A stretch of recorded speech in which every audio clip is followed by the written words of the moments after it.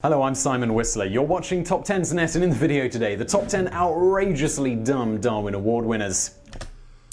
Now, I'm watching this because the other day I did a dashcam video where you get the most stupid idiots driving and causing accidents.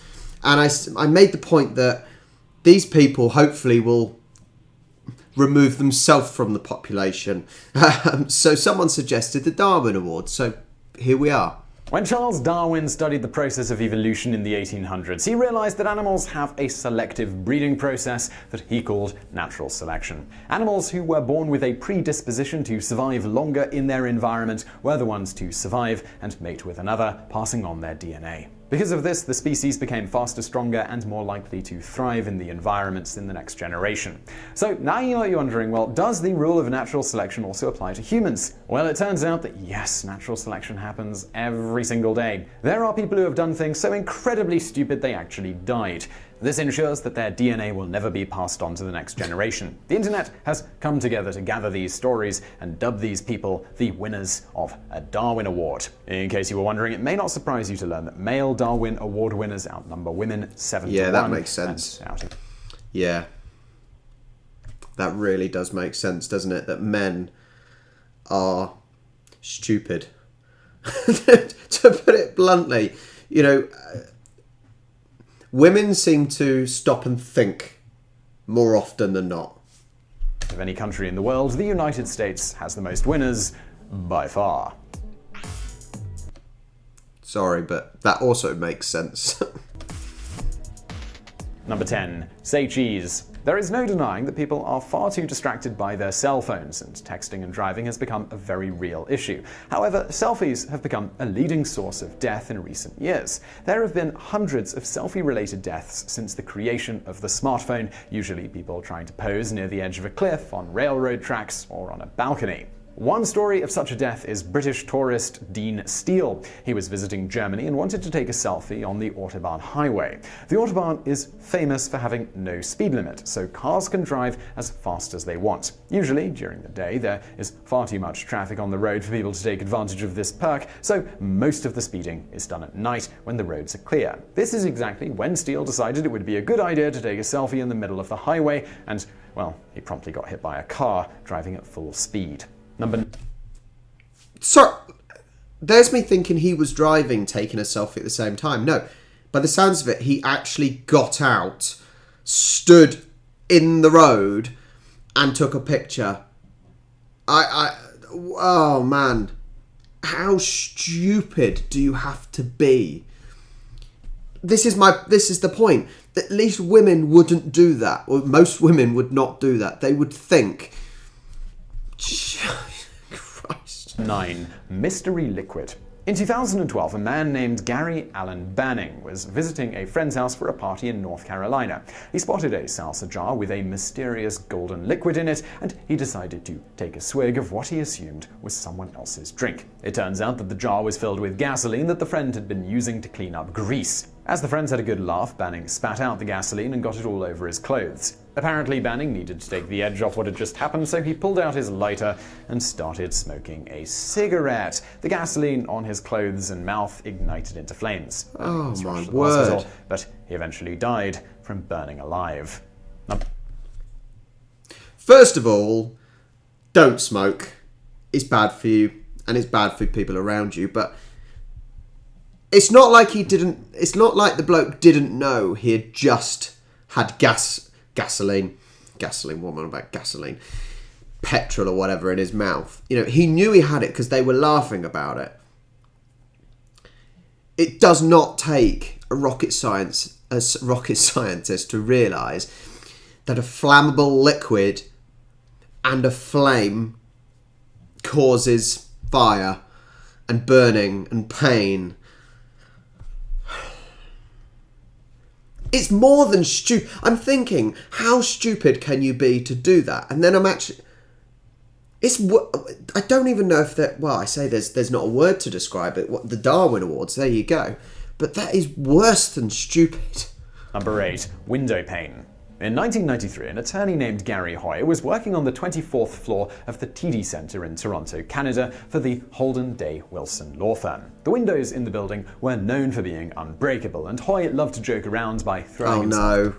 They're known for being unbreakable, so he thought, I'm going to try and break it.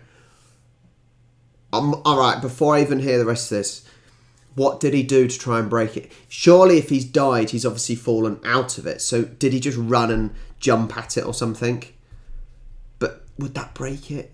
There's got to be some motion of his body. For the glass to prove it. A group of law students was visiting the firm one day while on a tour, and Hoy went through his routine of shoving his shoulder into the window. That day, however, he must not have known his own strength, because the glass popped out of the window frame. Now, he was right that the glass didn't break, but he still went hurtling down 24 stories to his death. The story became so well known that it was featured on the TV show Mythbusters and 1,000 Ways to Die. It was also featured in a B-movie appropriately named Darwin Awards. Number 7. Faith-healing failure. In 2015, a pastor from Zimbabwe named Shamiso Kanyama claimed that he was gifted with powers from God and that he could heal people. So when 5 men from his town asked for his help to cure a mysterious illness that was plaguing their families, he instructed them to bury him alive. His idea here was that it would allow him to absorb more power from the earth.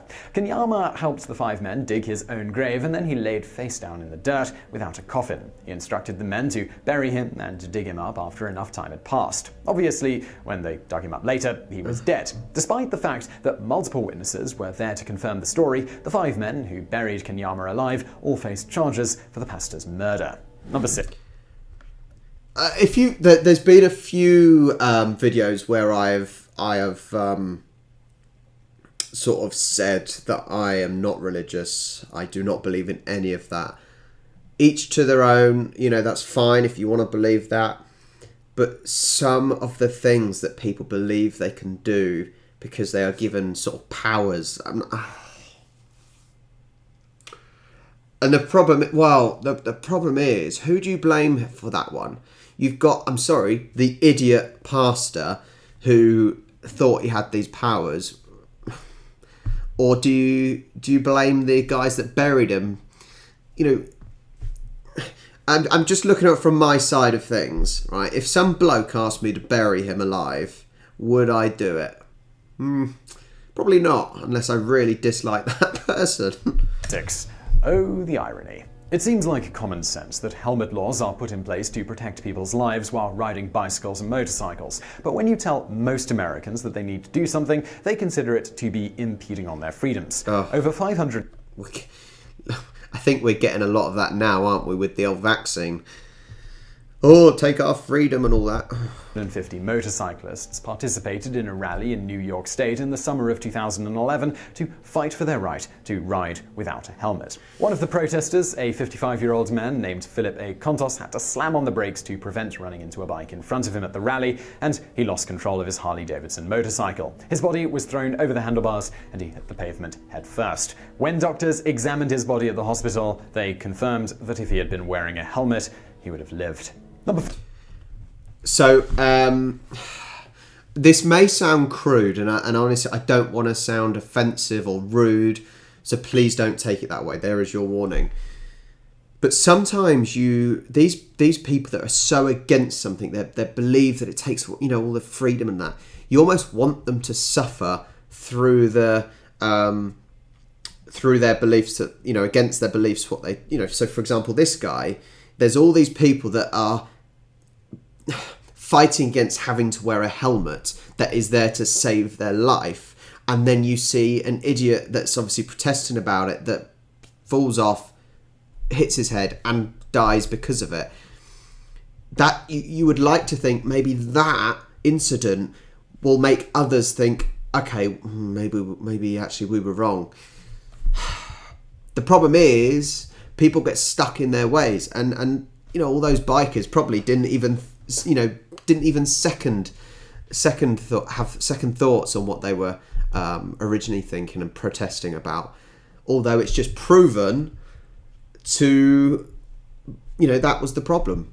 So you almost want someone to suffer who believes one way just so that it makes them think actually you're wrong.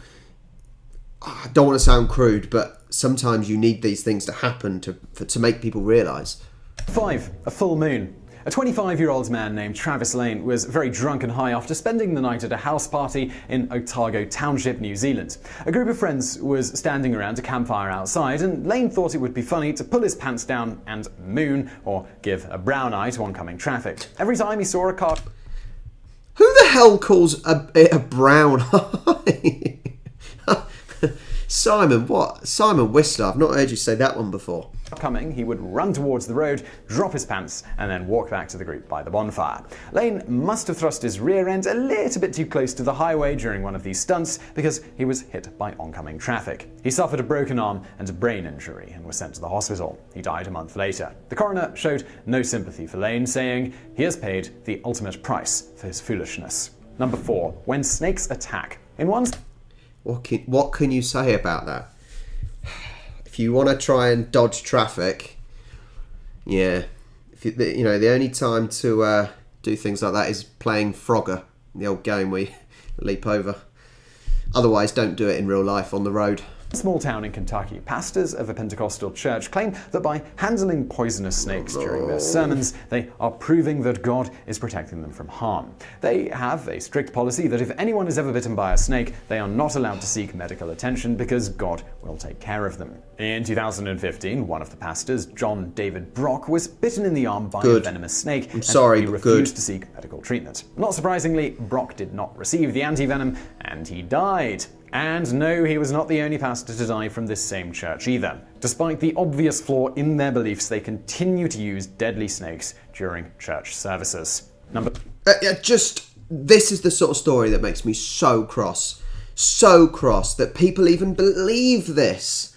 People believe this. And I'm not talking about religion as a whole. That's fine, do what you want. But believe that a God will save you from a bloody snake bite. Oh man, there are some idiots in this world. Darwin Awards. Number 3. Not all fun and games.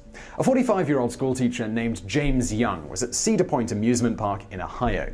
He went on the Raptor roller coaster, which twisted and went upside down. His phone and other personal belongings were in his pocket during the ride, and they fell onto the concrete below the tracks. When the ride was over, he did not notify the employees running the ride that he needed to get his phone back. Instead, he chose to jump over a fence into a restricted area and get his phone back himself. Oh, no. He then went on to jump onto the tracks while the roller coaster was still in operation. It rushed by at full speed and killed him. It took roughly 30 minutes for paramedics to arrive, but by then it was already too late. Even then, okay, so yes, completely stupid to jump the fence and go and collect it. But even then, surely you are looking where the roller coaster is, because the roller coaster's still going. So surely you're looking where it is on the track, at that point. And then you would be looking and know when to kind of grab your stuff. I don't understand how this guy was so oblivious. And just a quick PSA here, if you do ever lose anything on a ride, please ask an employee for help. Don't try and do what this idiot did. Number 2, over the falls. Niagara Falls is one of the natural wonders of the world that lies on the US-Canada border. It has certainly seen its share of daredevil stunts, and one attempt in 1995 led to a man's death. 39-year-old Robert Overtracker from California traveled all the way to the East Coast to ride a jet ski at high speed over Niagara Falls as a stunt to raise money for homelessness. His plan was to activate a parachute at the last minute and fall to safety. The local police force followed along as he was going on the jet ski, pleading for him to rethink doing the stunt because it was far too dangerous. Unfortunately for him, the parachute never fully activated and he plummeted to his death in front of a crowd of people. There is no footage of the incident except for one photo taken by an Egyptian tourist at the exact moment he fell off the edge. Number 1. He didn't really fall off the edge, did he? He actually sort of rode off the edge. The ancestors were disappointed. A psychic from Thailand named Theprit. He started with a psychic. What do you mean a psychic. There's no such thing as a psychic, for Christ's sake. Pally claimed that he was immortal because he was protected by the spirits of his ancestors. He was a fan favourite for the locals who truly believed that he had incredible powers. Crowds of people would flock to him whenever he did a public performance. During a public ritual, Pally stabbed himself in the chest to prove that he could not die. Not surprisingly, this resulted in the 25-year-old bleeding profusely and later dying at the hospital. So he says he's a psychic. Okay, now when you get people like mediums and mediums and things like that, and other psychics, I'm pretty sure they know they're not psychic and they can't speak to the dead and things like that.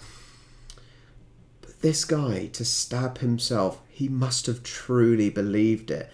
But what the hell gave him the thoughts and the motivation, and what made him truly believe that he was a psychic and that he could stab himself? Sometimes things go over my head.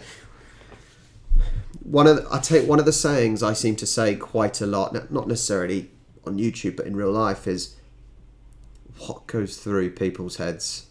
I question what goes through people's heads. This was all part of a rehearsed act that he had done in the past, using a flimsy sword that usually broke when he stabbed his chest. The sword he had used in the latest performance was apparently too strong and pierced the skin. And it turns out that he wasn't immortal after all.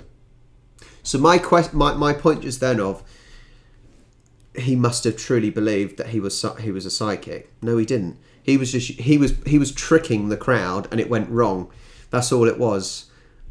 Ugh. These are quite extreme idiots. Very extreme Darwin Award winners there. Yeah, which one of these do you think was the biggest idiot? Oh, it's a tough one because there were quite a few. The buried alive one, probably. Any of the religious ones. I'm sorry if you're religious. I've got nothing against it, but my beliefs, my channel sort of thing, and you're watching this for my reactions. Yeah, God, there are some idiots. There really are some idiots, aren't there? Anyway, thanks for watching. Like if you liked it, dislike if you disliked it, and subscribe. And I'll catch you next time.